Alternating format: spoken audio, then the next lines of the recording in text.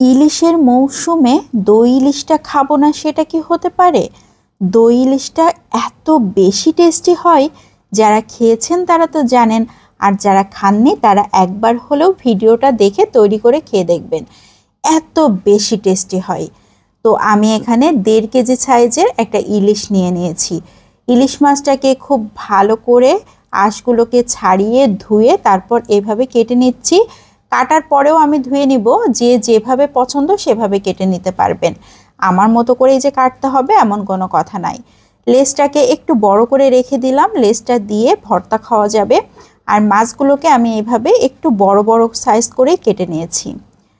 আমি এখানে 4 পিস মাছ খুব ভালো করে ধুয়ে নিয়েছি। এখন লবণ দিয়ে দিচ্ছি আধা চা চামচ, হলুদ গুঁড়ো আধা চা চামচ, সরিষার তেল দিয়ে দিচ্ছি 1 চা চামচের মতো।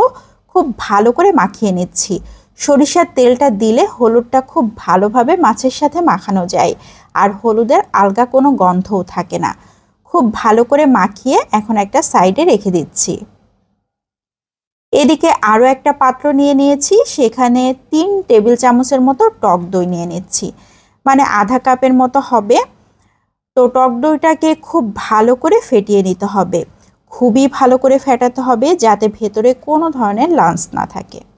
এ পর্যায়ে সরিষা পেস্ট দিয়ে দিচ্ছি 2 টেবিল চামচ, কাঁচামরিচ পেস্ট 1 টেবিল চামচ, লাল মরিচ পেস্ট দিয়ে দিয়েছি 1/4 চা চামচ, লবণ আধা চা চামচ, হলুদ গুঁড়ো আধা চা চামচ, জিরার গুঁড়া দিয়ে দিয়েছি আধা চা চামচ।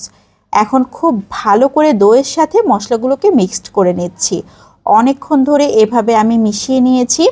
এ পর্যায়ে যে মাছগুলোকে আমি মাখিয়ে রেখেছিলাম একে একে মাছগুলোকে দিয়ে দিচ্ছি। এই মাছগুলো মশলার সাথে বেশ কিছুক্ষণ ধরে খুব সুন্দর করে মাখিয়ে নিতে হবে। হাতের সাহায্যে আমি খুব ভালো করে মাছগুলোকে মাখিয়ে নিব। এই মাছগুলো মাখানোর পরে যদি হাতে সময় থাকে তাহলে রেস্টে রেখে দিলে সব থেকে ভালো হয়। তো আমার হাতে একদমই সময় নাই, আমি 10 মিনিটের মতো রেস্টে রেখেছি। এখন চুলাতে একটা প্যান বসিয়ে 3 টেবিল চামচের মতো সরিষার তেল দিয়ে দিয়েছি। পেঁয়াজ কুচি দিয়ে দিয়েছি আধা কাপ। পেঁয়াজ কুচিটা একদম বেরেস্তার মতো করে ভেজে নিব।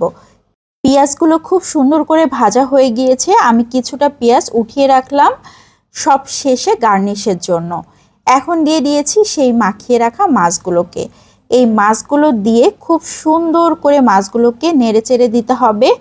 যখন পেঁয়াজের সাথে সব কিছু খুব ভালোভাবে মিশে গিয়েছে সে পর্যায়ে আমি 2-3 মিনিট এভাবে রেখে দিচ্ছি একটা সাইড খুব ভালো মতো হবার জন্য। এ পর্যায়ে আমি মাছগুলোকে উল্টিয়ে দিচ্ছি। প্রত্যেকটা মাছে আমি খুব সুন্দর করে উল্টিয়ে দিয়েছি, এখানে কোনো ধরনের পানি দিব না। এই অবস্থাতেই ঢাকনা দিয়ে ঢেকে রান্না করে নিব আরও 2-3 মিনিট। তাহলে মাছগুলো মশলার সাথে খুব ভালো মতো কষানো হয়ে যাবে। মাছগুলো কিন্তু খুবই সুন্দর হয়ে গিয়েছে। এ পর্যায়ে আমি আরও একবার উল্টিয়ে দিয়েছি, একদম মশলা থেকে তেল ছেড়ে দিয়েছে। আমি আরও কিছুক্ষণ জাল করে নিয়েছি। এ পর্যায়ে তেলটা যখন খুব ভালো মতো উঠে গিয়েছে এখন ঝোলের পানি দিয়ে দিচ্ছি 1 কাপ। এখানে খুব বেশি পানি দিব না, কারণ আমি ঝোলটা একদমই রাখবো না। যারা ঝোল বেশি রাখতে পছন্দ করেন তারা একটু পানি বেশি করে দিতে পারেন। তো কয়েকটা কাঁচামরিচ দিয়ে দিলাম, 1/4 চা চামচের মতো চিনি দিয়ে দিয়েছি টক দইয়ের সাথে সুন্দর একটা ব্যালেন্সের জন্য। এখন নেড়ে চেড়ে আবারও ঢাকনা দিয়ে ঢেকে রান্না করে নিব 5-6 মিনিট। এরই মধ্যে কিন্তু মাছটা অনেক সুন্দর হয়ে গিয়েছে। আমি আরও একবার মাছটাকে উল্টিয়ে দিচ্ছি। না উল্টালেও কোনো সমস্যা নাই, তারপরেও আমার কাছে মনে হচ্ছে একটু উল্টিয়ে দিলেই ভালো হবে। তো আরও বেশ কিছুক্ষণ জাল করে নিয়েছি, ঝোলটা প্রায় শুকিয়ে আসা মতো হয়ে গিয়েছে। এ পর্যায়ে যারা ঝোল পছন্দ করেন তারা সার্ভ করে নিতে পারেন। তো আমি আরও কিছুক্ষণ জাল করে নিয়েছি। এ পর্যায়ে চুলাটাকে অফ করে দিয়েছি, এখন সার্ভ করে নিচ্ছি। দই ইলিশটা এত সুন্দর হয়েছে, খেতে এত বেশি টেস্টি ছিল, আমার বাসার সবাই অনেক প্রশংসা করেছে। তো আজকের এই দই ইলিশ রান্নাটা কেমন লাগলো সবাই লাইক ও কমেন্টের মাধ্যমে অবশ্যই জানাবেন।